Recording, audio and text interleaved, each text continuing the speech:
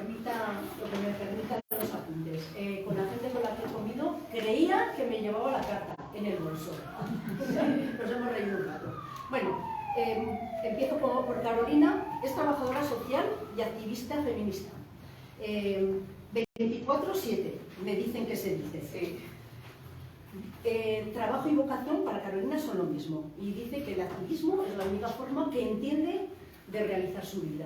Empezó en la intervención social hace ya 20 años, en Berlín, con una asociación de mujeres migrantes, y desde entonces ha trabajado en acompañar a las mujeres más vulnerabilizadas, intentando favorecer la cobertura de las necesidades básicas de alimentación, vivienda, empleo, acceso a la salud, etc. Pero también facilitar su participación individual y grupal y comunitaria en condiciones de igualdad, y así promover su empoderamiento y su inserción sociolaboral. En la actualidad es trabajadora social y técnica de empleo y formación en la Organización Gubernamental para el Desarrollo Mujeres en Zona de Conflicto. Es una organización feminista formada por hombres y mujeres movidos por un interés común de luchar contra la pobreza, donde lleva 4 años, interviniendo con mujeres así, vulnerabilizadas, víctimas de violencias basadas en género, y especialmente con víctimas de explotación sexual comercial, es decir, mujeres prostituidas y de trata. Fue socia fundadora de la asociación Corima Mayrit, que la conocemos muy bien en estos dos pueblos. Red vecinal de San Lorenzo del Escorial, formada por unas 60 mujeres diversas en origen, religión, edad y formación, etc. Esta asociación recibió en el año 2018 el premio a la igualdad en San Lorenzo por la labor en pro de la igualdad de género.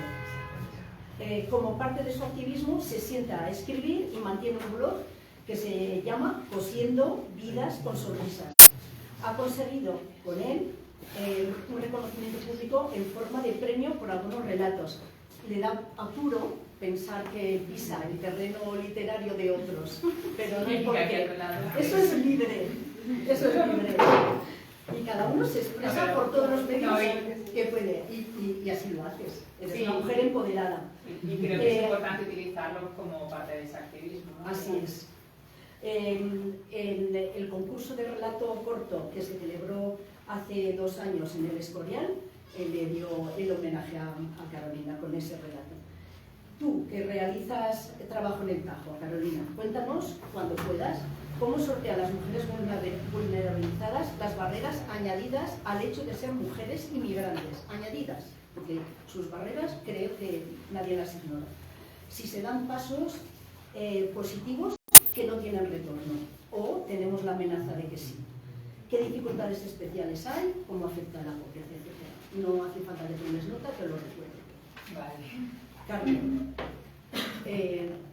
Carmen ha desarrollado una actividad profesional que empezó en la fotografía, se extiende al periodismo, creo, y se prolonga en bifurcaciones literarias y artísticas, y actualmente todo eso, ¿no? Me ha parecido. Empezó en Mundo Obrero por los años 80, el periódico mensual del Partido Comunista de España. Era semanal. Me pareció incluso diario. Fue diario. Fíjate, porque miré si cambiaba por días el contenido y dije, sí, cambia por días, fue diario. Pero luego ya lo vi en otro sitio que era mensual y ya dije, Google manda. Yo aquí nada. Fue diario, pero se acabó la pasta la primera. Sí. Se fue a semanal. Muy bien, y de ahí ya. Semanal, Sí. como 5 años y luego ya. Bueno, pues ahí se fogueó eficientemente. No al mes, sino a diario. Bueno, mujer, feminista y de izquierdas, sin fisuras. No hay más que leer sus artículos. Actualmente es redactora jefe de la revista Temas, articulista de la Nueva Tribuna, que no sé si está vinculado al diario Público, me ha parecido en algún momento leer que sí, ¿verdad? Donde se define como escritora o cuentista y fotoperiodista. Cuentista, bueno, claro, cuentos tienes. Exposiciones de fotografía también, varias, no pocas. Poesía y fotografía juntas, actualmente en el proyecto que ya llevas desarrollando desde hace unos años, que se llama, desde hace unos poquitos años, que se llama Espacios Comunes. He buscado fotografías. No he encontrado de exposiciones. Sí, hay libros. Pues anda. pero eso hay que darle una vuelta en internet. Bueno, libros. El conjunto de relatos, es lo último, el conjunto de relatos de palabras como lenguas en tu boca, de 2019. Y creo que ese es el último que coge relatos de Rojas. No, es al revés. Ese libro es de relatos de cuentos eróticos. De Rojas. Cierto. Bueno, pues Rojas es el que está dando una nueva dimensión, creo, a Carmen. Y es una saga, mujeres de izquierdas, luchadoras, bueno, no sé si de izquierdas, luchadoras. Constituye un conjunto desde el 2016 hasta casi la actualidad. El primero, Rojas, relatos de mujeres luchadoras, 2016. El otro, Rojas, violetas y espartanas, 2018. Rojas y trabajadoras, 2021. Las historias que componen Rojas reflejan la historia de mujeres valerosas que han mantenido desde los tiempos de derrota y clandestinidad hasta la era del acoso laboral, lucha que han mantenido desde tiempos de la derrota y clandestinidad hasta la era del acoso laboral, la discriminación por género y la corrupción, trabajando ellas por la consecución de los derechos para la generalidad de mujeres y de hombres. En palabras de Isabel García Caballero, compañera tuya, directora, me parece, de Nueva Tribuna, son relatos nacidos del testimonio de las protagonistas de la historia silenciada.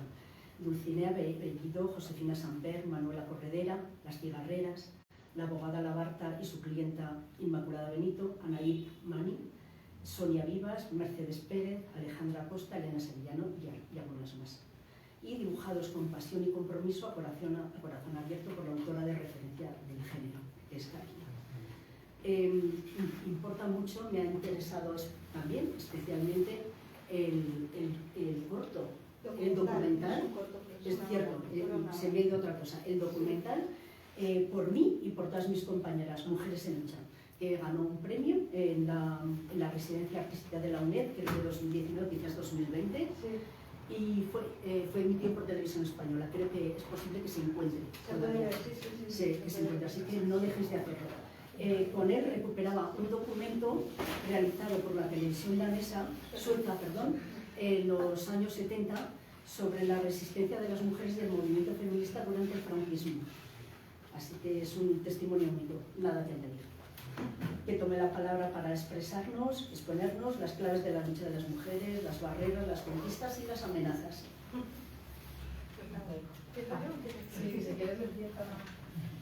Pues nada, muchas gracias a la gente de San Lorenzo de Izquierda Unida y de Podemos por haberme invitado a venir hoy a hablar de la lucha de las mujeres, del feminismo. Además creo que estáis estrenando, ¿no? Estáis estrenando local.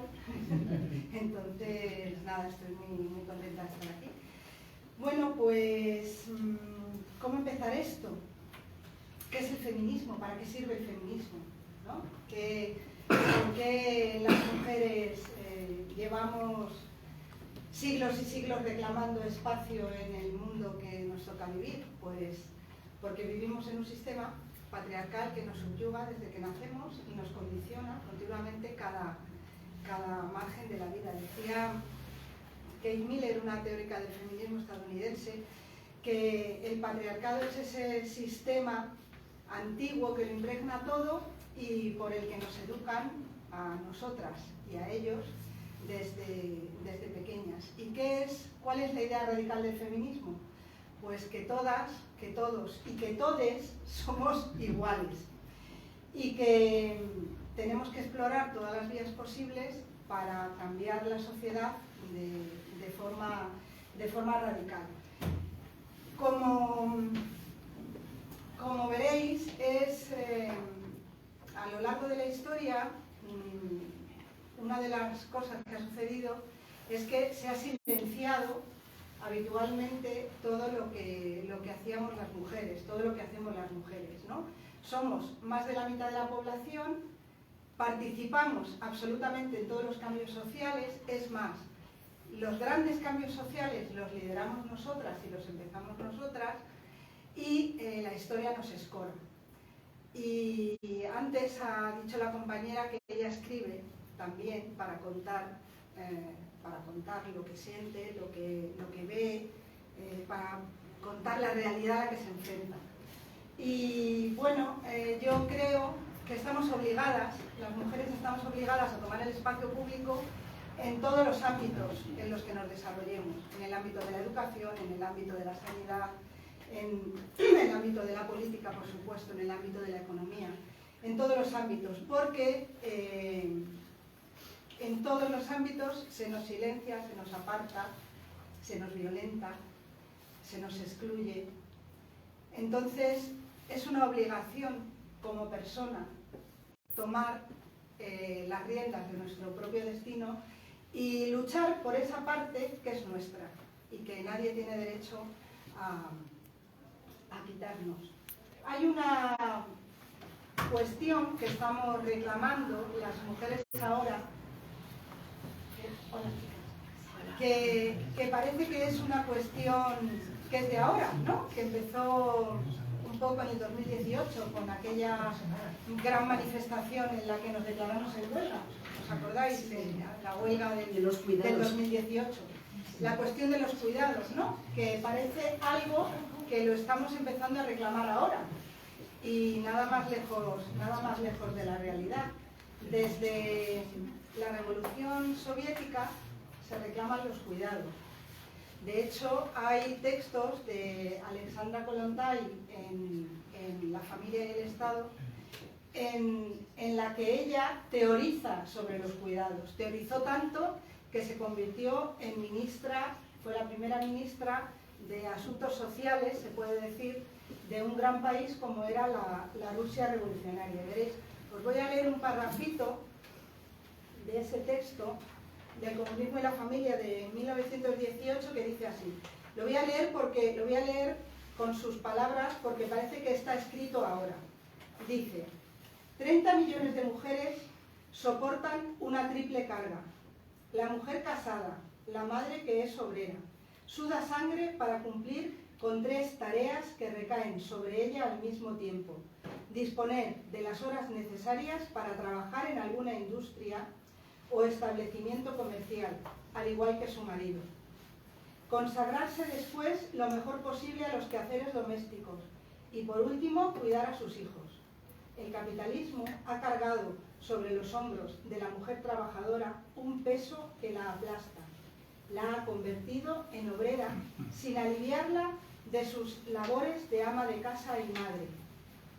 Por tanto, nos encontramos con que, a consecuencia de esta triple e insoportable carga, que con frecuencia expresa con gritos de dolor y hace asomar lágrimas a sus ojos, la mujer se agota.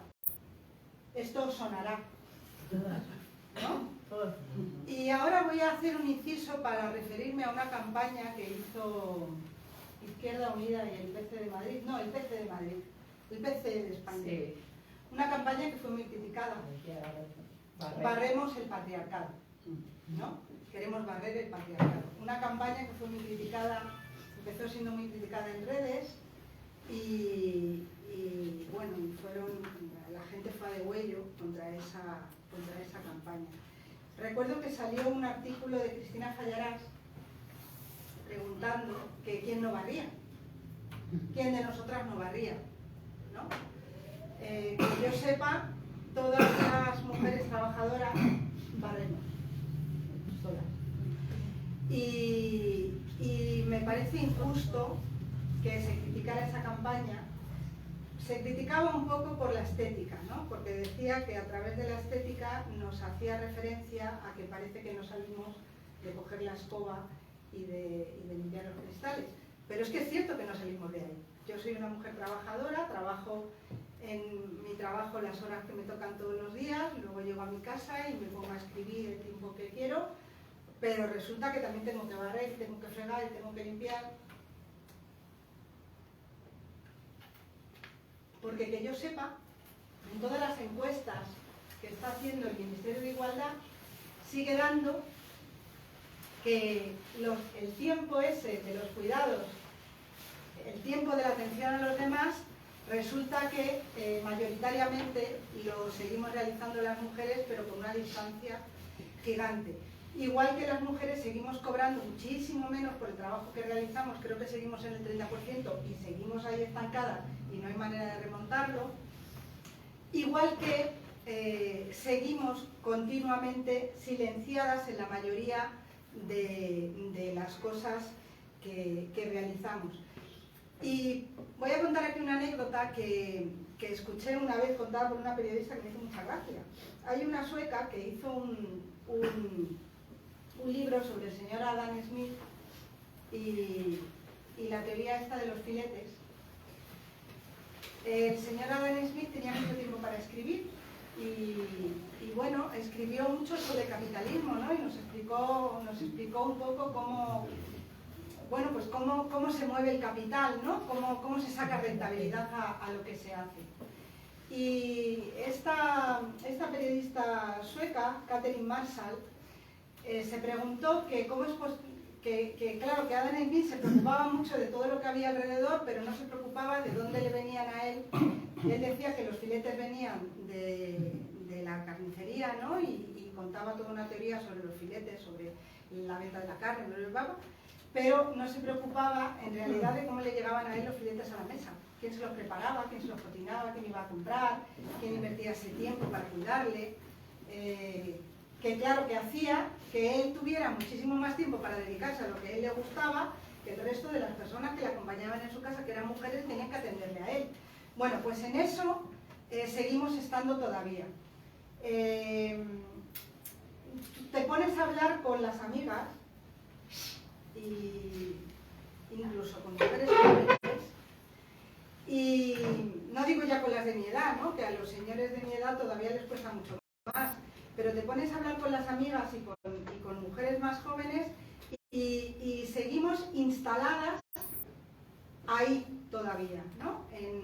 En esa diferencia de tiempos, de uso, que bueno, que nos hace que nosotras siempre estemos en déficit, siempre estemos con la lengua afuera y corriendo de la casa al trabajo, del trabajo a la casa, buscar a los niños al colegio, del colegio a volver a casa, de ponte, porque la mayoría de los tiempos los seguimos trabajando nosotras.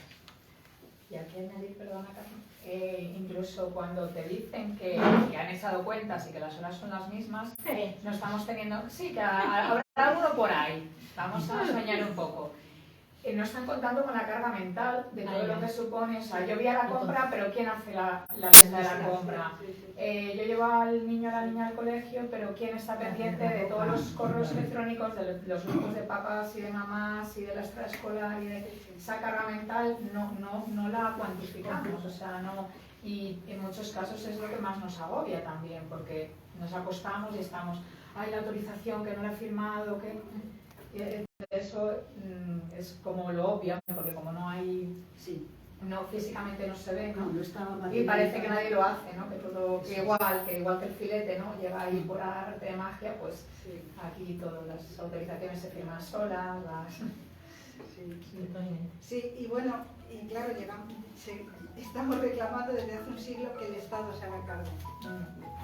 Estamos reclamando desde hace un siglo que desde el Estado se pongan los medios para poder liberarnos socialmente de todas esas cargas. Bueno, yo me he dedicado la mayor parte del tiempo que he podido, este extra que me quedaba entre curro, santo y hijas en este caso, me he dedicado a intentar entender por qué se nos silenciaba a nosotras, ¿no? A las mujeres. Porque siempre todo se hace desde la perspectiva de los varones. Yo vengo de una familia de militantes contra el franquismo y me llamaba mucho la atención que siempre se hablaba de lo que hacía mi padre, pero muy poco de lo que hacía mi madre. Y era igual de militante que él y además era una señora que siempre estaba y atendía a todo el mundo.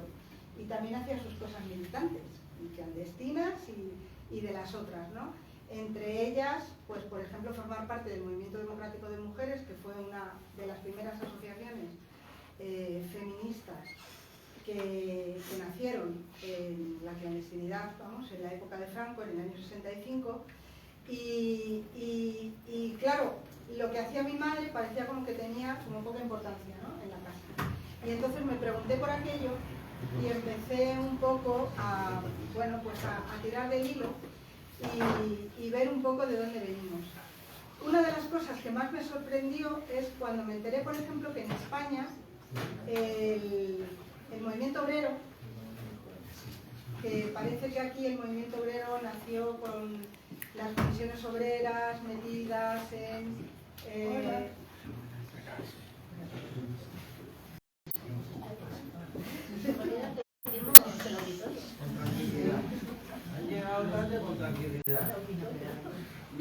Perdón. Pasando. Bueno, pues me interesé un poco por estas cuestiones y claro, uno de los primeros movimientos obreros importantes que hay es el de las cigarreras. Es el movimiento de las cigarreras que, bueno, en los años 30 llegaron a ser como en total una población trabajadora de 28.000 personas.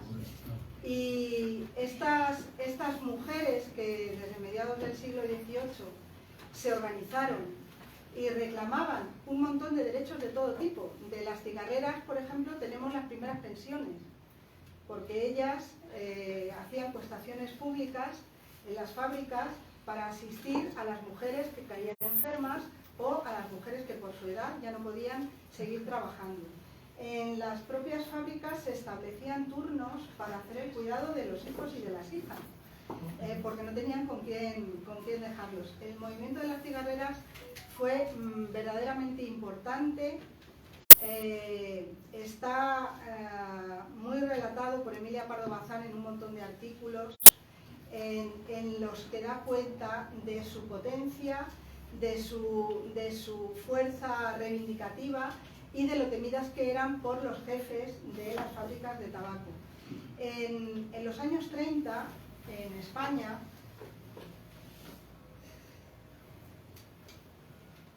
se creó la Unión Tabaquera.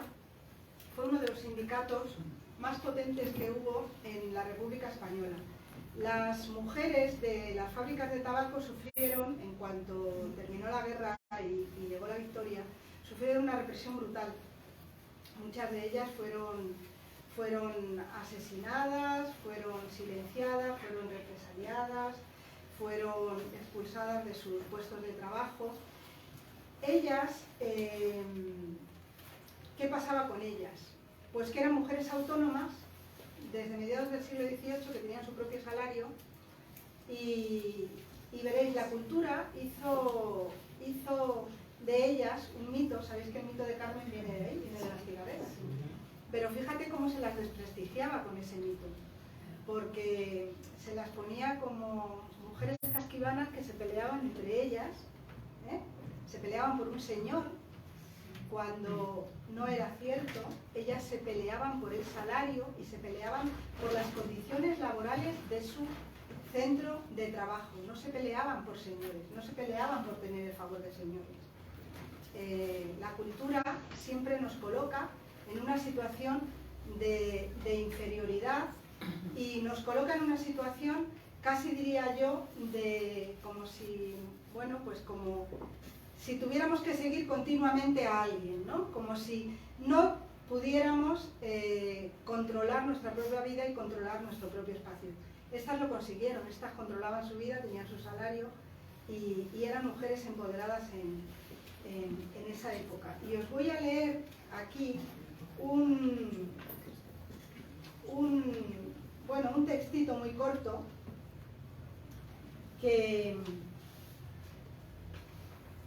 de un discurso de una de estas cigarreras, de Eulalia Prieto, que fue una de las líderes del sindicato de la Unión Tabaquera. Para que veáis también, bueno, es un discurso muy actual. Lo podríamos haber, igual que el de Alessandra Kollontai, lo podríamos haber reclamado cualquiera de nosotras. Ella decía: en cuantas luchas ha sostenido la Federación, se refiere a la Federación Tabaquera, se puso de manifiesto cómo el factor femenino es algo decisivo y terminante. Mucho hace el número, en efecto, pero no menos hace la valentía, el arrojo de las cigarreras. Este gesto que nos caracteriza tiene un valor inconmensurable. ¿Será que no tememos los peligros? No, no es eso. Es que las mujeres estamos, por lo general, más faltas de libertad que los hombres. Y al hacer nuestra iniciación en la lucha sindical saturada de redentores ideales, encontramos lo que nos falta en el orden económico y moral. La lucha nos ofrece pan y libertad, más amplios horizontes de vida. He aquí, a mi modo de ver, las causas de nuestra valentía y nuestro arrojo. Bueno, ¿por qué he querido traer este texto pequeñito de Eulalia Prieto? Pues porque desde mi punto de vista el feminismo se ha construido mucho con el mundo del trabajo. Sin el mundo del trabajo y sin las reclamaciones de igualdad salarial, de igualdad en todos los sentidos, de igualdad para ocupar puestos, sin esas reclamaciones en el mundo del trabajo, creo que no se puede entender el feminismo. Yo entiendo el feminismo como un peldaño más, o el peldaño, si queréis, más importante de la lucha de clases, en la que, porque claro, como nosotras representamos la parte más baja de la sociedad, desde mi punto de vista va completamente unido a las luchas sindicales. En España tenemos muchos ejemplos de luchas anteriores que no se conocen y que realmente pueden dar medida también de cómo las mujeres nos enfrentamos a veces a esas luchas sindicales de una forma diferenciada a como lo hacen ellos, ¿no? Buscamos otras estrategias. Para empezar, creo que las luchas que protagonizamos nosotras son mucho más colectivas que las que protagonizan ellos. Por una razón, porque el patriarcado es vertical, se estructura de manera vertical. Y nosotras siempre hemos querido romper ese eje.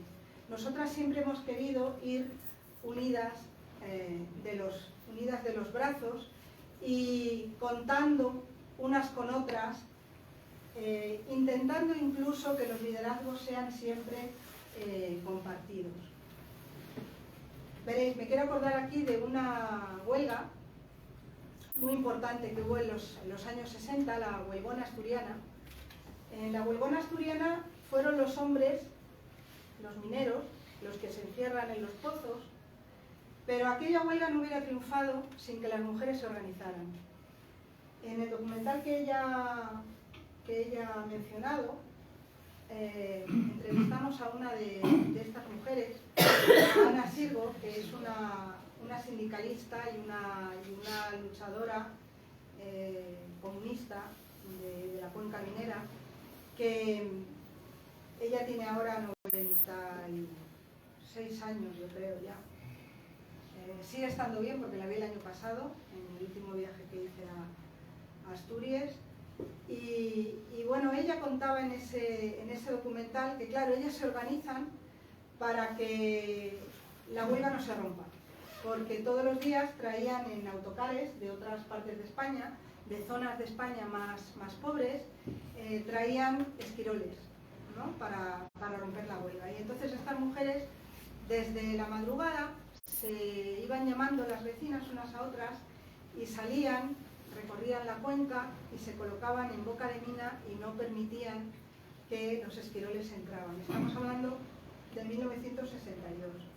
La represión era brutal y hubo algunas que llegaban hasta tirarse delante de las tanquetas de la Guardia Civil para que no pudieran romper los brazos de mujeres, ¿no?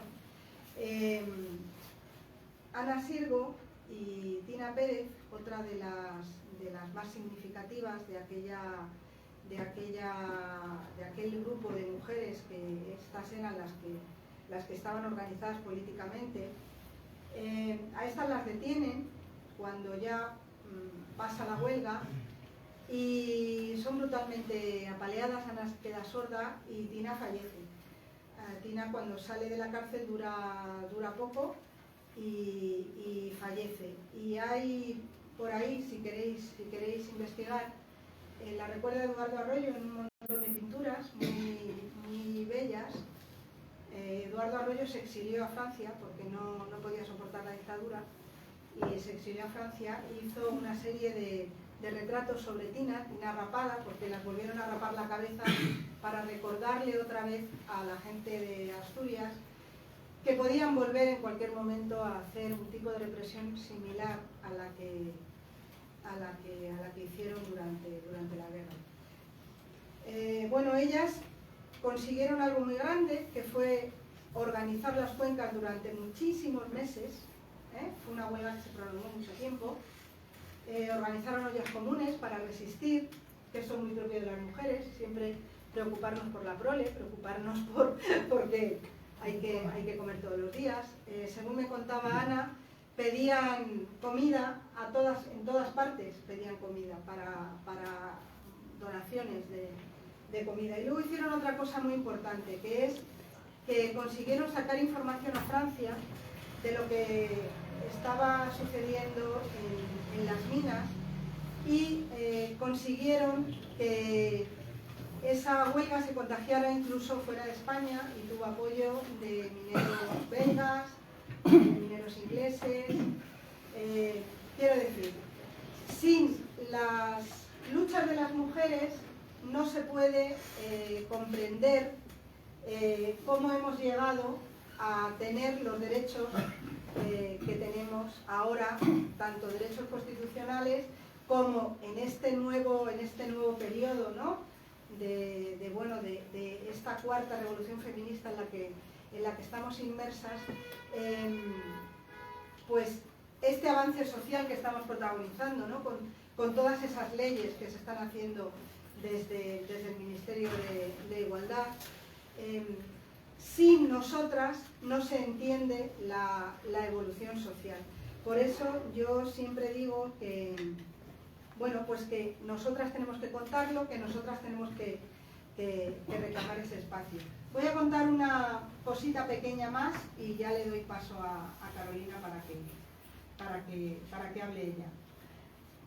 He dicho antes que nosotras a veces protagonizamos luchas distintas, diferentes. Me voy a acordar aquí de una huelga que hubo muy pequeñita en una farmacéutica, que la protagonizaron mujeres también mayoritariamente, y que la tildaron con el nombre de la huelga de las tortas fritas, ¿no? En aquella farmacéutica estaban negociando el convenio colectivo y no llegaban a un acuerdo. Y entonces a un grupo de trabajadoras de la fábrica se les ocurrió que para dar su brazo a torcer en aquella negociación a la cúpula de la farmacéutica, se pusieron a freír tortas en aceite y en sebo debajo de la ventana en la que estaban negociando ese convenio. En la parte de abajo de la calle, en medio de la calle, pusieron un puesto de tortas fritas, se pusieron a hacer con engrudo y tal, tortas muy baratas, y bueno, las regalaban a los trabajadores, a las trabajadoras que estaban en huelga, y bueno, y el olor a fritanga subía y se colaba por por todos los rincones, hasta que llegó un momento que la dueña de la fábrica no lo soportó el olor y dijo que había que firmar ya, que había que terminar con esa negociación porque era insoportable. Se tiraron un día entero friendo tortas y las arden. A ver, lo he contado como una anécdota graciosa, es una huelga pequeñita, pero que bueno, da medida de un tipo de estrategia de lucha diferente. Tenemos aquí, voy a cerrar con esto, tenemos aquí a una compañera, a Mercedes Pérez, que siempre hablo de ella porque bueno, la adoro y además me parece que es una líder sindical que va a tener que tener plaza y calle, debería tenerla.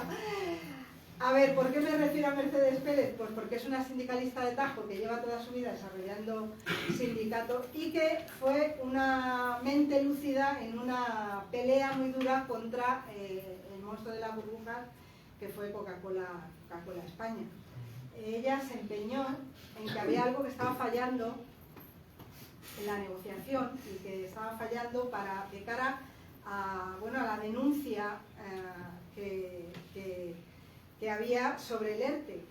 Se empeñó en que cómo era posible que si la fábrica estaba cerrada, la fábrica estaba en huelga y no se producía, cómo era posible que aquí en la ciudad de Madrid hubiera productos de Coca-Cola a cascoporro en todos los supermercados de Madrid. Y entonces ella decía que eso no podía ser legal, que eso no podía estar bien, y entonces metiéndole un poco la puntilla al abogado del sindicato, le hizo un poco mirar un poquito más allá y parece que había una legislación europea, ¿no, Mercedes?, que decía que no está permitido el esquirolaje de productos.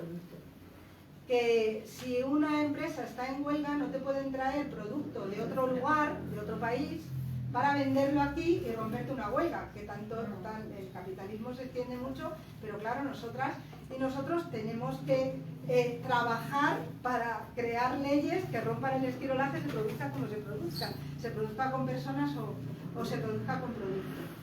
Y agarrándose a esa figura, pues ganaron ese pleito. Y me refiero a ella porque sé de buena tinta que en esa pelea fue su obcecación, su cabezonería. A veces nos arrugamos porque cuando queremos algo, estamos en un grupo mayoritario de hombres, en las empleos sobre todo, en las fábricas, sobre todo, esto lo dicen muchas sindicalistas, que a lo mejor ellas se empeñan en algo y están esto por aquí, aquí, por aquí, no las escuchan. Y no las escuchan por machismo. No se nos escucha por machismo, no porque nuestra forma de ver la vida no sea igual de interesante que la que tienen ellos, o porque no se nos escucha nada más que por machismo. Y bueno, en eso estamos empeñadas desde la muy antigua antigüedad. Y voy a contar aquí, para acabar ya, una anécdota que me hace muchísima gracia, que es la de la escuela de Platón. En la escuela de Platón se ponían nada más que dos condiciones para entrar en ella. Una, que fueran expertos en geometría, los estudiantes que quisieran entrar ahí, digo los estudiantes, porque solo podían entrar varones, y la otra es que no fueran mujeres. Solamente se permitía que entraran hombres. Quiero decir, desde la antigüedad ya se querían permitir el lujo de no contar con más de la mitad de la población del mundo para avanzar en todos los sentidos. Con lo cual, nada, lo que yo les diría, compañeras y compañeros, es que hay que seguir peleando y hay que seguir reclamando el espacio y no hay que dejar ni un resquicio, ni un milímetro, porque además, tal y como está el capitalismo ahora, vienen tiempos muy duros. Van a por nosotras, van a por todo lo que producen nuestros cuerpos. El capitalismo ahora quiere sacar rentabilidad de la última brizna de vida que haya en el planeta, y en los cuerpos de las mujeres se ve clarísimamente. Se quiere sacar rentabilidad de nuestra sexualidad, de nuestros cuerpos que dan vida, con los vientres de alquiler. Se nos quiere sacar rentabilidad absolutamente por todo, y se nos utiliza para vender todo tipo de productos, y creo que tenemos que estar muy atentas y muy unidas, muy juntas, en seguir peleando por los derechos que nos construyen y que además hacen avanzar la sociedad para todo el mundo, para todas las personas. Ya.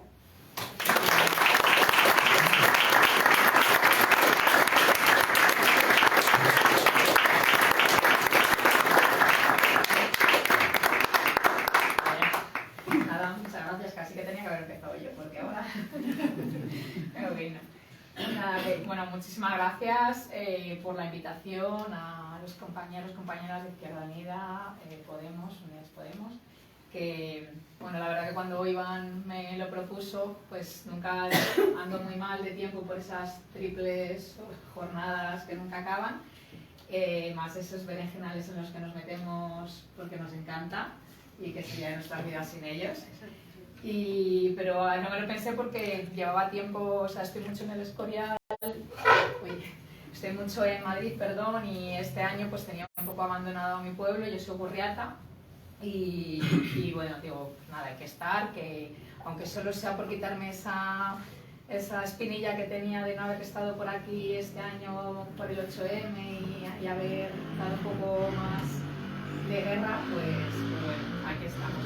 Yo, como ha dicho María José, que fue profesora mía del instituto, eso, que aquí estamos en familia, pues soy trabajadora social, feminista, o activista feminista, soy todo feminista.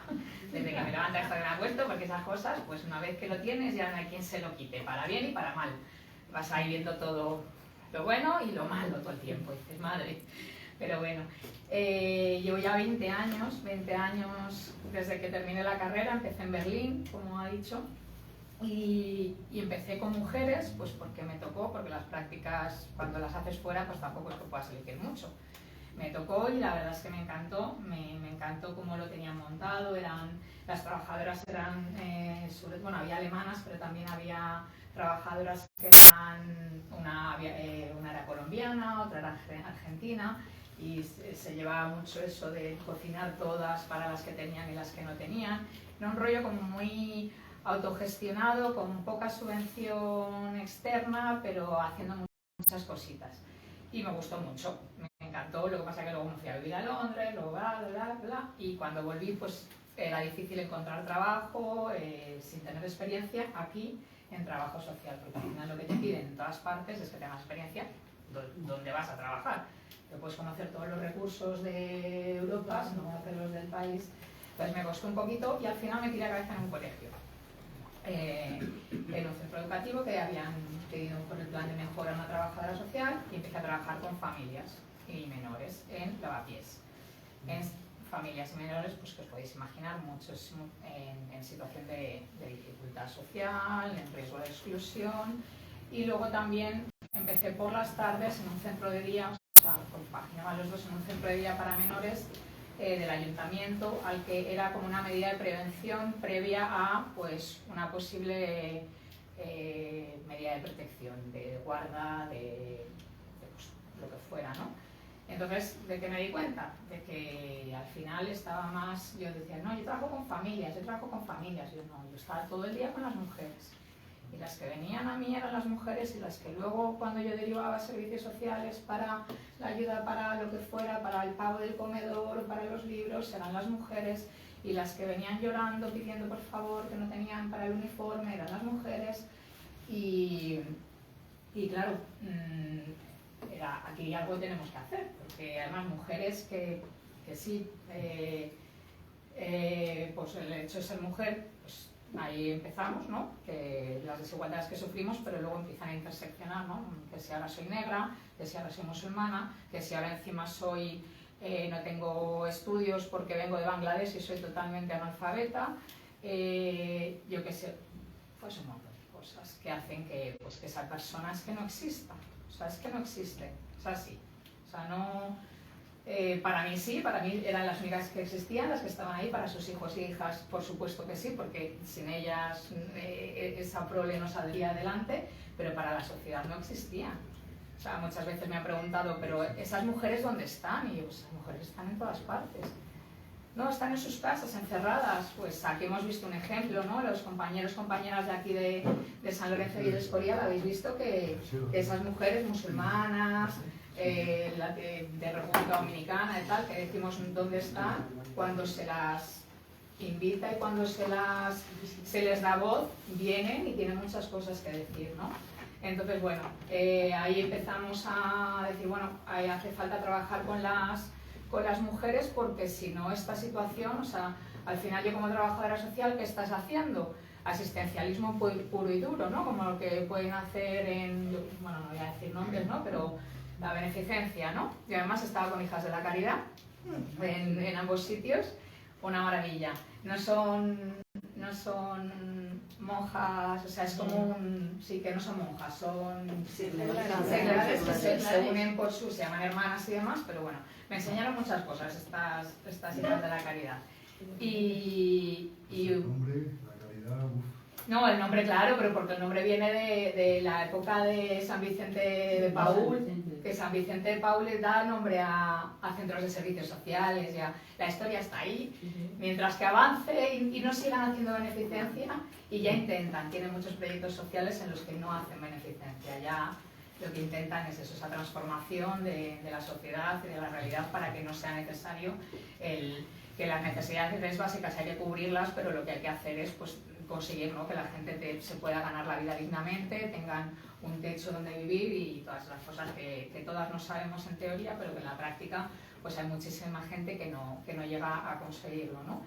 Entonces, bueno, pues había que echarles una mano de alguna manera, decir que queréis, que necesitáis, qué pasa, por qué no habláis español, por qué no salís de casa, porque claro, ahí empiezan nuestros prejuicios, ¿no?, que nos creemos todas muy abiertas y que tenemos todo muy superado, ¿no?, pero nuestra islamofobia está ahí, había bastantes familias gitanas, ¿no?, entonces pues ahí todo, pues no salen de casa porque los maridos no las dejan, pues yo qué sé, no saben español porque el padre, o sea, español, escribir las gitanas porque el padre no las dejó, no saben, y luego pues sí, en muchos casos hay parte de eso, pero hay muchas historias, o sea, hay mucho más, y quieren y pueden en ese momento aprender a escribir, quieren porque están viendo que la sociedad es otra, ¿no?, y que ellas no encajan. Entonces, en el momento que se les da la oportunidad, participan, vienen a todas las actividades y además de una manera, como bien decías, muy diferente a cuando participan los hombres. Cuando era un grupo mixto, funcionaba de manera diferente, no había tanta colaboración, no había, las sinergias eran diferentes, o sea, era como iban al business, ¿no?, al venga, vamos a hacer esto, pim pam, tenemos que hacer esta actividad y nos vamos. Las mujeres no, era el empiece de mucho más y además siempre teniendo en cuenta a sus hijos, a sus hijas, a la mamá que le han dejado, a un montón de cosas. Y bueno, se vieron cosas preciosas, ahí empezamos con el Lavapiés Coopera, con bueno, un montón de proyectos pues que al final venían de la calle, de lo que querían las mujeres, pero involucrando pues a todo el que quería, ¿no? Vecinos, vecinas que querían participar. Perdona que te corte un segundo, ese tipo de cosas es lo que rompe de verdad el capitalismo patriarcal, es lo que lo rompe.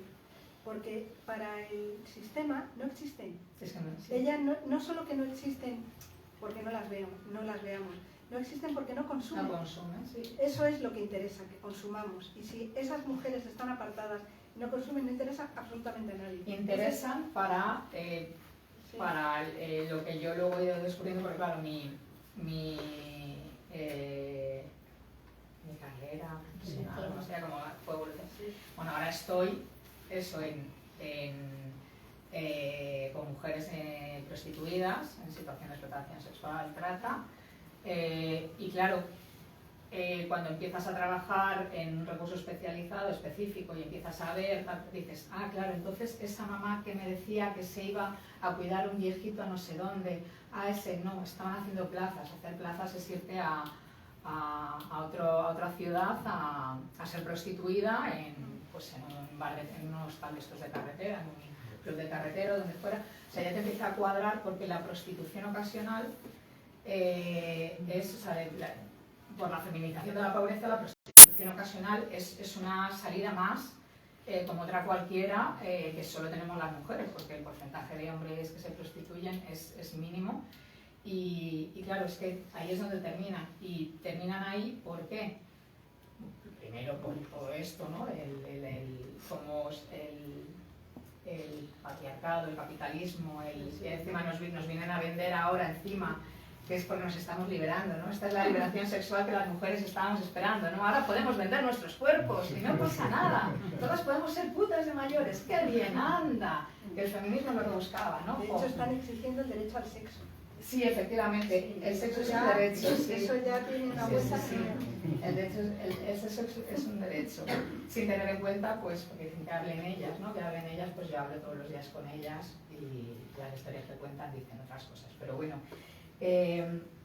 pues eso, que hay que darles voz, hay que escucharlas. Yo por eso estoy hoy aquí, no para hablar de lo que yo hago, sino para hablar de lo que ellas me cuentan, de lo que vivo y de lo que veo, y al final es todo, o sea, todo lo atraviesa la desigualdad que tienen, o sea, desde que nacen. Porque si yo, o sea, claro, para mí, yo tan privilegiada, ¿no? He podido sufrir un montón de cosas que hemos sufrido muchas y que por el Me Too a lo mejor ha empezado a dar menos vergüenza decirlo y lo hemos dicho, pues a lo mejor más abiertamente, pero nos han pasado cosas feas a muchas. Pero claro, es que estas personas las sufren desde... O sea, yo he entrevistado a mujeres que la primera vez que sufrieron abusos sexuales fue cuando llegaron del hospital siendo bebés. Bebés recién nacidos. Entonces eso ya es como...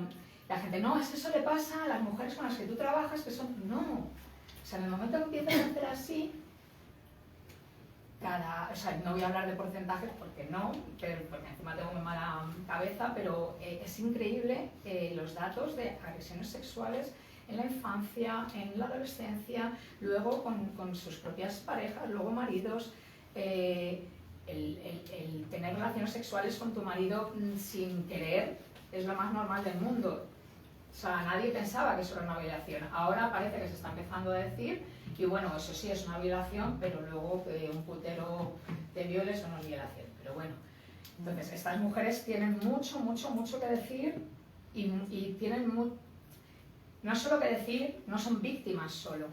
O sea, sí las apoyamos, sí las que decías, esas barreras siguen estando ahí para todas.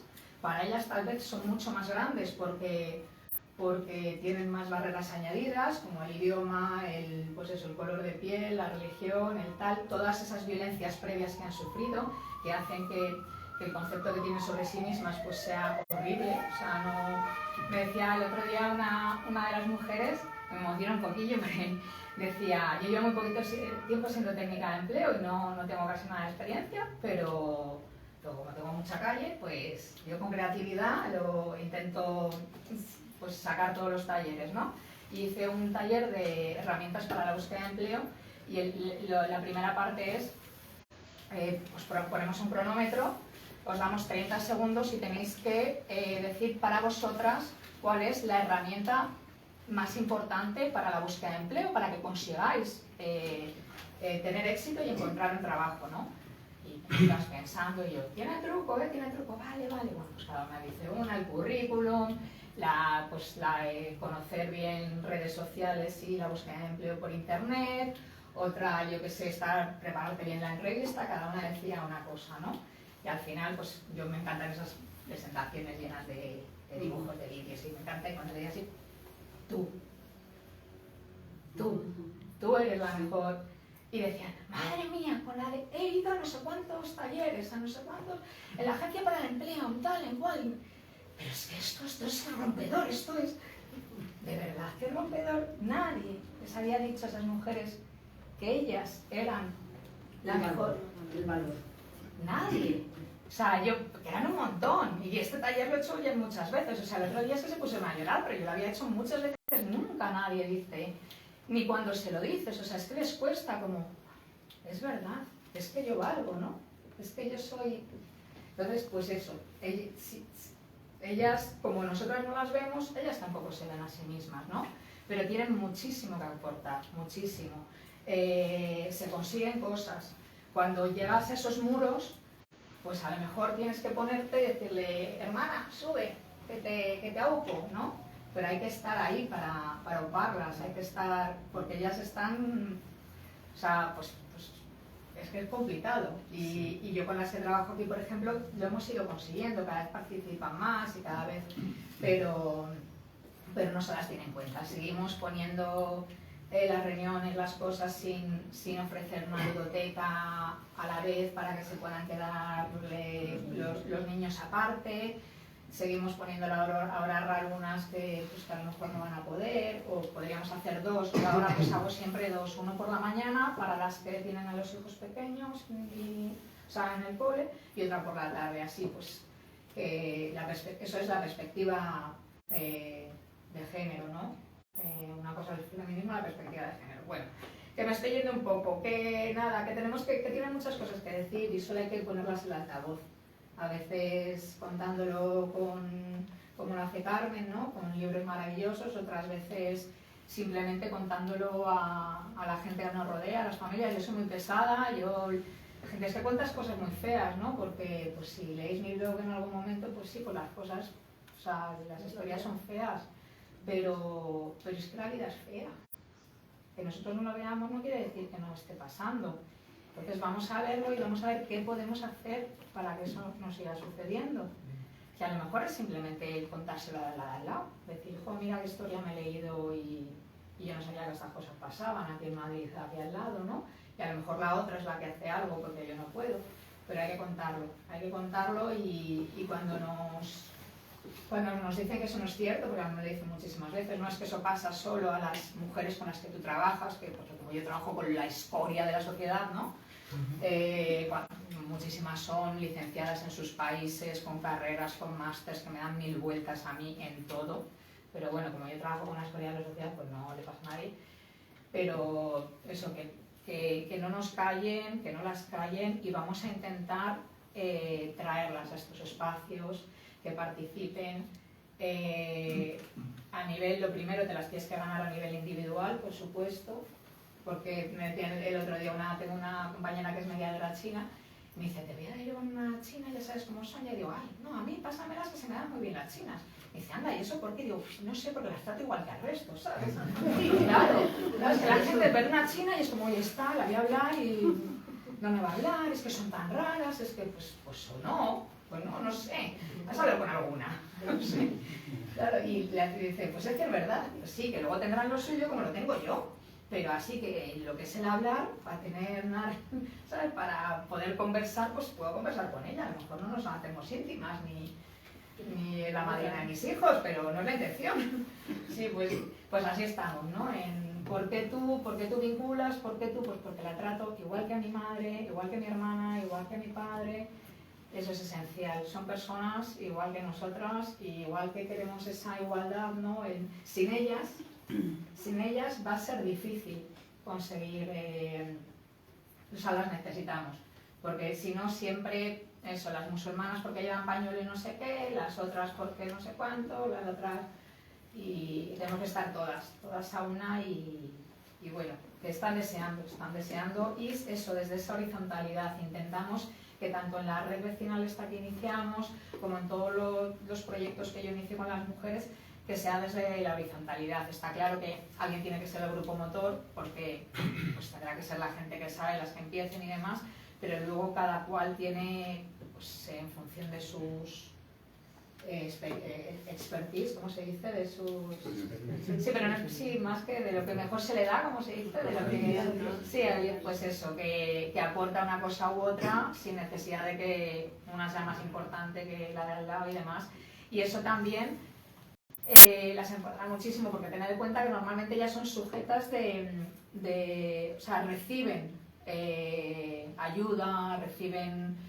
Entonces, cuando ellas de repente entran a formar parte de un grupo en el que son nada más y pueden ayudar a otras compañeras, incluso a gente que ellas piensan que está mejor que ellas, porque a lo mejor yo tengo trabajo, pero no tengo a nadie en España o aquí en Escorial y necesito que cuides a mis hijas y me salvas, ¿no? Pues para ellas es siempre el pensar, yo también puedo dar algo, ¿no? Yo también soy importante, yo también... Entonces eso, nada... supongo, no sé qué pensáis, una pregunta os puedo hacer, a ver si alguien se anima, porque me lo han dicho muchas veces. Por un lado me dicen, ¿qué trabajo más bonito tienes? Pero por otro lado, ¿qué duro tiene que ser? O no, a veces no es desagradable, o... ¿Qué pensáis? Cuando me estáis escuchando algo tenéis que estar pensando de qué duro, o puf, qué desagradable, o puf, qué bonito, o puf, qué... Yo pienso que es un trabajo muy bonito, aunque pueda ser desagradable, porque precisamente está vinculado a las personas y a las mujeres.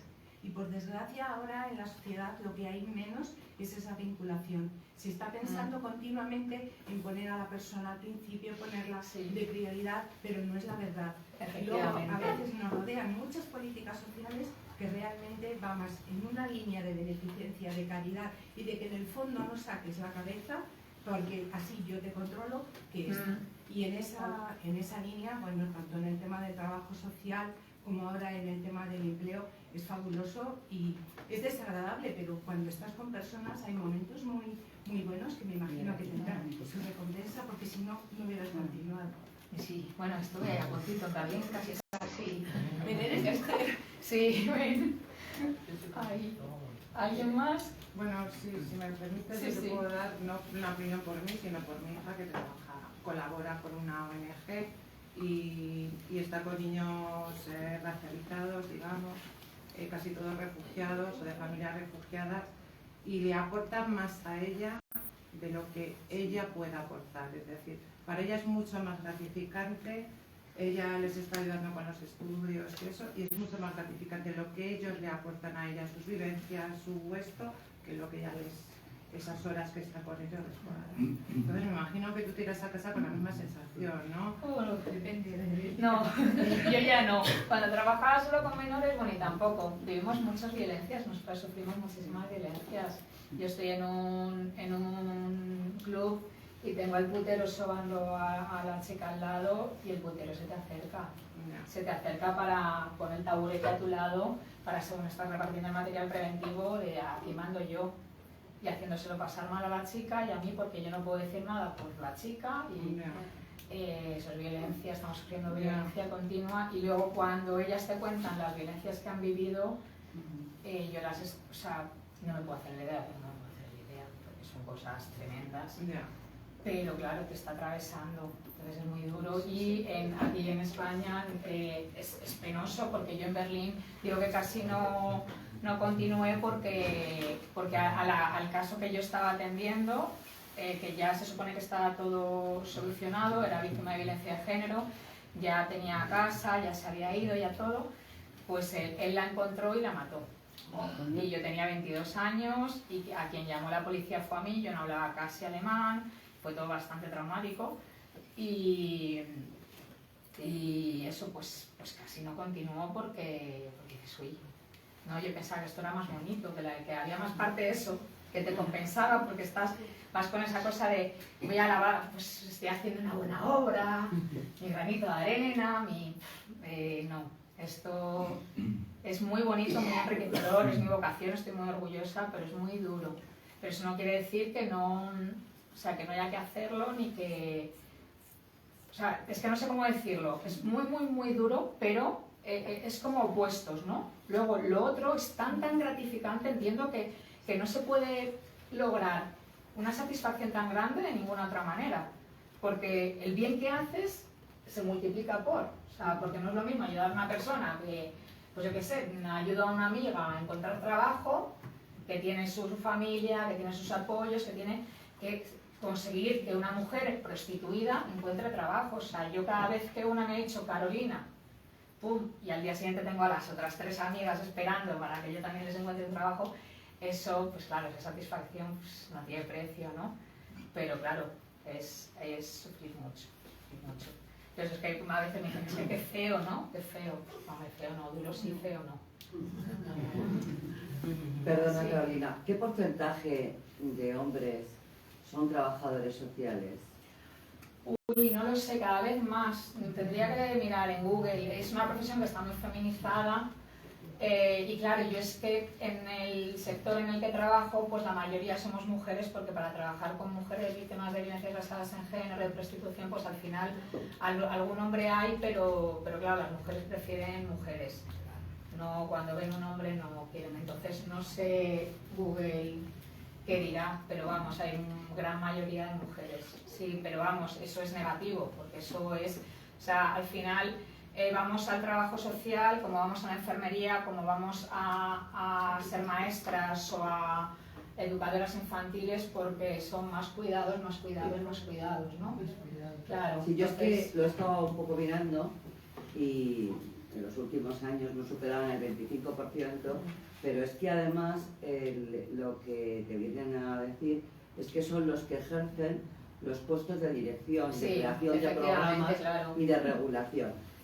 Que yo es un tema que, bueno, es un hecho, pero que también creo que es un hecho donde hay una lucha sindical y una lucha personal, porque lo que está clarísimo es con ese pequeño porcentaje y con su déficit en trabajo real, en la calle, con mujeres, con niños, con homosexuales, con refugiados, etcétera, etcétera. Vamos a ver, es que a lo mejor consiste en impugnar exámenes o en presentarse a exámenes, porque lo que yo creo es que si un hombre que no lleva a término un trabajo directamente con los afectados, es el que genera los programas, el que controla los programas, pues creo que malamente se puede llevar a un término importante, o por lo menos no se alcanza el grado de optimización que se podrían conseguir si esos trabajos estuvieran, sobre todo esos programas, se realizaran por los óptimos.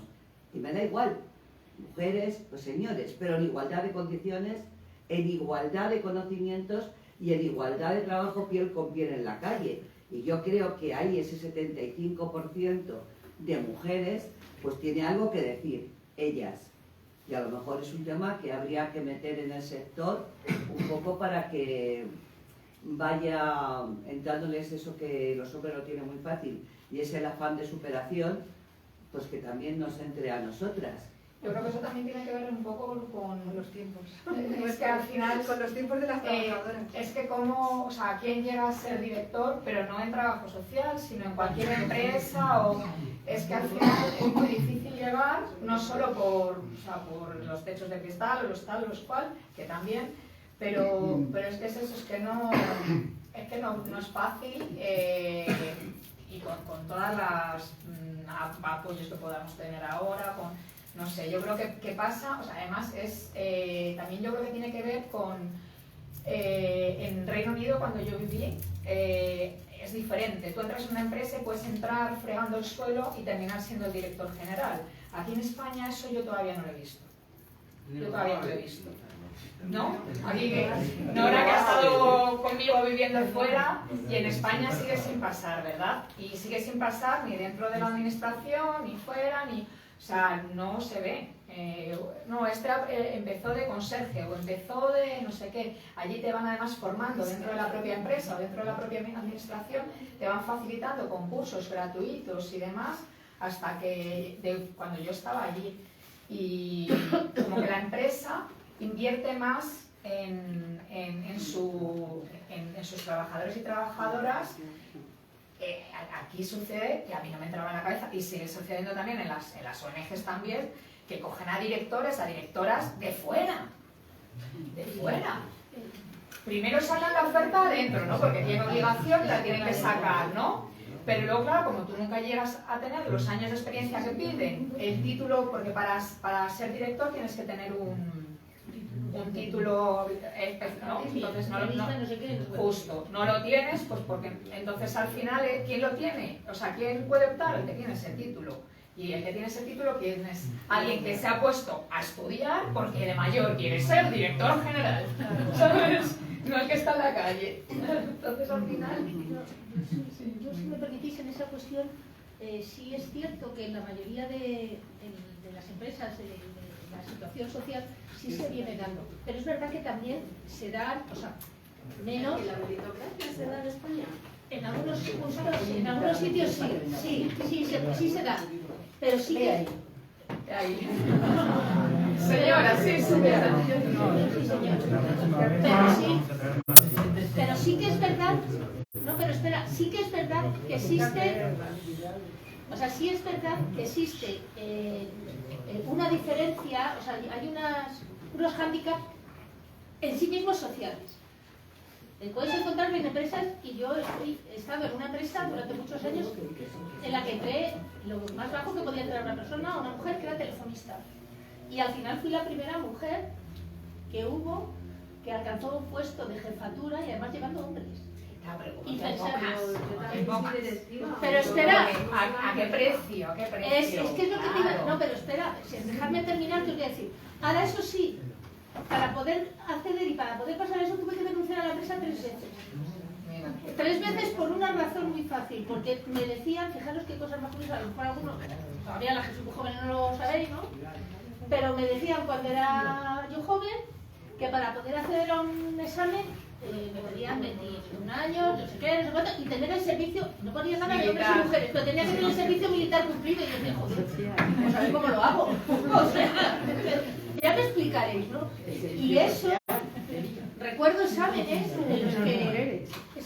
Sí, o sea, recuerdo exámenes en los que yo obtuve una serie de... que reclamaba absolutamente todos los exámenes que hacía en la empresa, y al final, claro, tenía, me tenía que estar enfrentando permanentemente con la Dirección de Recursos Humanos, con la Dirección General, con el Inspector de Trabajo, con la denuncia. Y entonces sí, claro, yo todas esas cosas se las cuento ahora a chavalas, para mí chavalas que tienen 40 años, o sea que fijaros los años que tengo yo, y que me dicen, eso ¿de qué vas? Eso no es así. Y ya les digo yo que sí. O sea, es que era así. Es que para poder acceder a un puesto tenías que denunciar primero. Y tenías que denunciar por cosas tan vanas y tan simples. Ahora mismo es casi impensable que en la empresa en la que yo estaba, que era Coca-Cola, alguien te diga, no, sé que una mujer no puede estar. Ahora hay multitud de personas, de mujeres con mando, de mujeres en producción, de mujeres en ventas, de mujeres no sé qué. Pero en la época mía, no, impensable. O sea, yo llegué a ir a delegaciones y a estar en sitios donde estaba trabajando que no había servicios de mujeres. Directamente. O sea, estaba la turca, no sé si había una turca donde entraban los hombres y las mujeres. Y entonces yo dije, ¿verdad que no hay baño? ¿Y dónde me cambio yo? O sea, no hay baño. Entonces, quiero decir con esto que es verdad que han pasado años, pero que todas esas cosas sí se pueden hacer y sí pasan, sí van pasando poco a poco, pero sí que es verdad que esa base de algo que estaba diciendo antes Carolina, que dices, esto es gratificante, esto es terrible. Pues yo perdonad, pero toda esta situación de lucha es terrible, o sea, es durísimo, porque hoy es una cosa, mañana es otra, pasado es otra. Pero yo cuando me preguntan, digo, ¿y por qué sigues? Y a veces me miro así y yo digo, pues esto que debe de ser como un sacerdocio, ¿sabes? O sea, porque es que no tengo ni idea de por qué sigo. Pues estoy sufriendo que te cagas. Si es que me han hecho esto, me han hecho lo otro. Pero debe ser algo que llega, así eres en un momento determinado, o tienes esas necesidades, o yo que sé qué. No, que ya es imposible. Que cuando llegas y te están diciendo, tú no te presentas a un examen, o tú no puedes parar esto, o tú no vas a hacer esto, automáticamente sale algo dentro de ti que te dice, ¿cómo? ¿Quién ha dicho eso? ¿Lo dices tú? No, pues ahora sí. Entonces, es así, y es horroroso, porque yo de verdad lo recuerdo, y Carmen, bueno, pues nos conocemos hace mucho, ha habido momentos terribles, pero auténticamente terribles, y cuando digo eso estoy hablando de cosas gravísimas, y no es que de las que te cuentas, sino de las que vives, y eso, te lleva a decir, es que ya no puedo más, o sea, ya lo dejo. Pero lo dejas y al cabo de un determinado tiempo dices, pues esta chica, pero ¿cómo la vas a dejar esta muchacha? Venga, vamos, tira. Y lo haces y acabas otra vez metiéndote dentro de eso. Y es así, y esa es la única forma de avanzar, de verdad, ¿eh? O sea, es la única. Yo no conozco ninguna otra. Y el día que te paras, que es algo que estabas tú diciendo, el día que te paras, cometes el mayor error. Porque por cada minuto que tú te paras, los que tienes enfrente te echan para atrás 2 metros.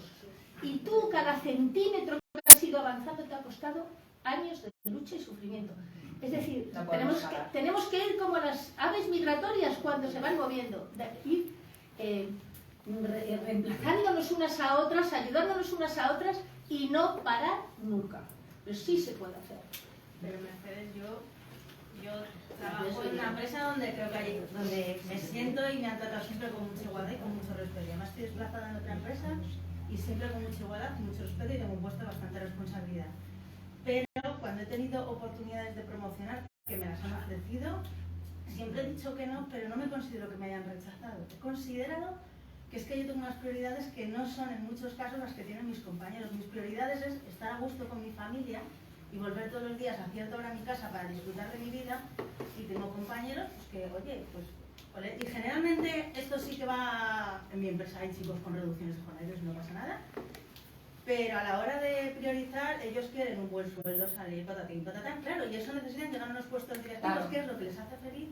Y a mí como mujer, pues a lo mejor no quiero esos puestos porque esos puestos implican una dedicación a la que yo no estoy dispuesta. Pero, claro, y es que no me hace feliz, no me hace feliz, pero las mujeres de mi empresa que les ha hecho felices, yo tengo una jefa que ahora mismo está a lo más alto y era mi jefa. Pero tú lo has elegido. Claro, pero es una elección. No, pero no, es que hay otra cosa, hay otras veces que... Ahora yo te pregunto una cosa.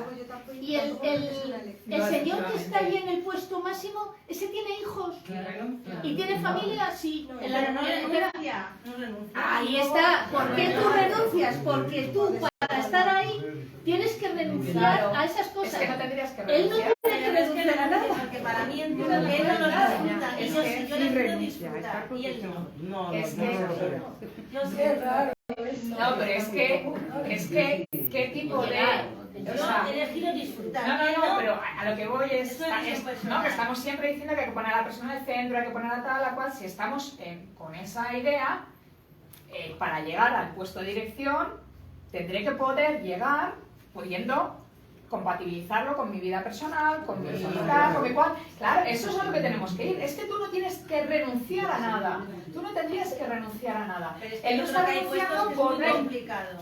No tiene por qué. Es como sí, según está planteada la historia, está complicado porque está hecho para que solo ellos estén ahí. Claro, porque si te tienes que quedar hasta las 8 de la tarde, no te quedas. Porque si hay una reunión de negocios y hay una cena de negocios con el cliente, es a las 10 de la noche y tú eliges no quedarte. ¿Lo estás eligiendo o te lo han impuesto? Porque si esa reunión fuera en horario laboral, a lo mejor podías estar. Y luego hay otra cosa. Yo he intentado explicar al principio de esta charla que el patriarcado nos construye. Nos construye a los hombres y nos construye a las mujeres. Culturalmente nos construye.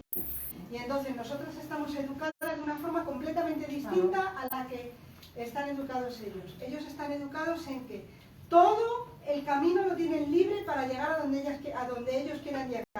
Y nosotras estamos educadas para que nosotras, en nuestro camino, arrastremos a toda la gente que tenemos alrededor. Arrastremos a las hijas y a los hijos, arrastremos a las madres y a los padres cuando son mayores, arrastremos a las tías solteras, porque yo, por ejemplo, arrastré a mi tía soltera, una de las hermanas de mi madre, un montón de tiempo. Quiero decir, estamos educadas en eso. Y entonces nosotras mismas, por esa educación cultural que vemos en las películas, en las canciones, en todo lo que leemos, en los anuncios, en la vecina que te hace, que te señala y que te dice, en tus amigas, que incluso te dicen, ¿cómo es posible? ¿Cómo te vas a dedicar tanto a ti misma? No, y ahora es que no, y ahora eso la crianza con los cuidados que hasta los 7 años. Eso sucede. Que nosotros de base somos, por esa desigualdad, somos bastante menos libres que son ellos. Y entonces nosotros mismos nos condicionamos. Libres, a lo mejor sí, pero yo creo que tenemos un sistema, o por lo menos yo eso sí lo veo, lo hablo con mis amigas, las cosas que nos hacen felices en general a nosotras, tiene que ver más en muchos casos con estar a gusto donde estamos, con la familia. En esos casos sí, y eso nos Yo soy un hombre y yo también quiero disfrutar del tiempo libre. El problema es que ese señor que echa 12 horas y se va a pastizar a su casa, tiene a su lado una señora que no es libre para decidir su tiempo. Y eso forma parte de la cultura que nos han metido. Yo nací hace 60 años. Y yo nací en el patriarcado. ¿Vale? Y tenía una mentalidad. No lo digo, pero, o sea, digo, pero en un momento donde era muy evidente, ¿no? Fíjate que era tan evidente que las mujeres no podíais ni abrir una cuenta corriente y que llegabais a la mayoría de edad mucho más tarde que los hombres y pasaba entre el padre al marido sin solución de continuidad, ¿no? En los años 70. Pero lo que está claro es que ese modelo de entender la vida, de entender la sociedad, además de ser capitalista, es patriarcal, porque entiendo yo que una empresa puede funcionar perfectamente con 2 personas haciendo ese trabajo en vez de una, y con 6 horas diarias en vez de 12 horas diarias. Esa es una manera de repartir el tiempo, Pero eso, por ejemplo, de repartir el se ha notado trabajo. mucho con el último cambio legal de conciliación en mi empresa. Claro. Casi todas las chicas, éramos casi todas las chicas en el departamento, todas absolutamente teníamos reducción de jornada, pero aún así viajábamos porque teníamos acuerdos con nuestras jefas. Se ha acabado eso y como podemos realmente organizarnos en el trabajo como nos da la gana, ya no hay ninguna diferencia en la empresa. Ya no sabes ni dónde estás ni dónde no estás. Tú te organizas, no tienes nada. Entonces, bueno, pues mira, posibilidades de hacer eso. Pero es que un momentito, es que se está hablando de un concepto además de empresa que para nosotros, para mí, es un concepto ya también arcaico, porque yo estoy en cooperativas y estoy en cooperativas de trabajo. Entonces, todo lo que estáis diciendo, lo que ha comentado al principio Carmen de las cigarreras, pues en 1909 una de las primeras cooperativas que se crearon fueron con las cigarreras de las tabacaleras. Y las primeras cooperativas, ya en Rosedale, ya había una mujer que estaba en el textil, igual que el resto de los hombres. Entonces ahora nosotros el modelo que estamos defendiendo y que llevamos defendiendo a partir de la Constitución, porque hemos estado prescritas totalmente, las cooperativas que existían no podían figurar como cooperativas porque no se cumplían los principios de igualdad y de gobernanza democrática, pues son totalmente distintas de lo que estáis diciendo.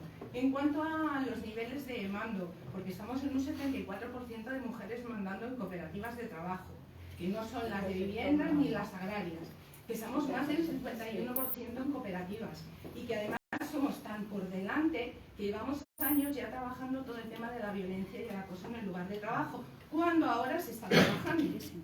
Nosotros llevamos años en un proyecto europeo, que además de la Dirección General de Justicia, para ver cómo estaba y qué modelo de figura empresarial es el que evita que se produzcan estas cosas, y es todo por un tema de formación, de igualdad, de información, de flexibilidad en los puestos de trabajo.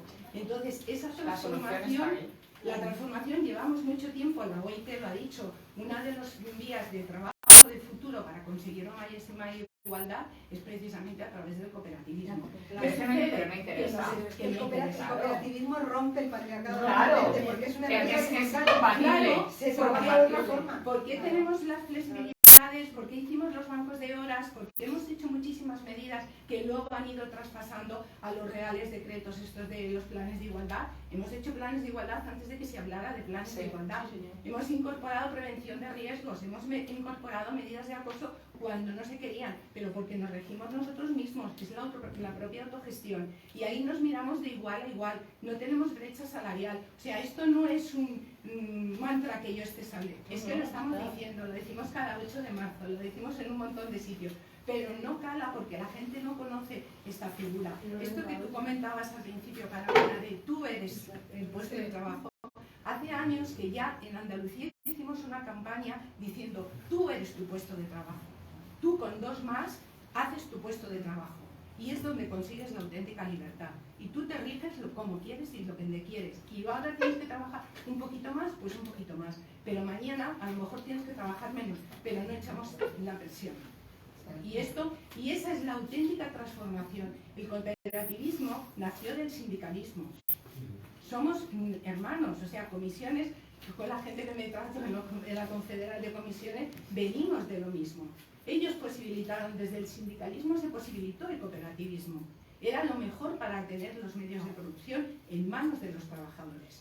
Y mientras esa revolución no cale, mientras solamente se persiga que las personas sean o funcionarias o trabajen en unos puestos mal pagados de 16 horas, entonces vamos mal. Y eso es con lo que estamos luchando y esa es la transformación. Y la tenemos que hacer desde las mujeres y desde los hombres que creemos en la libertad.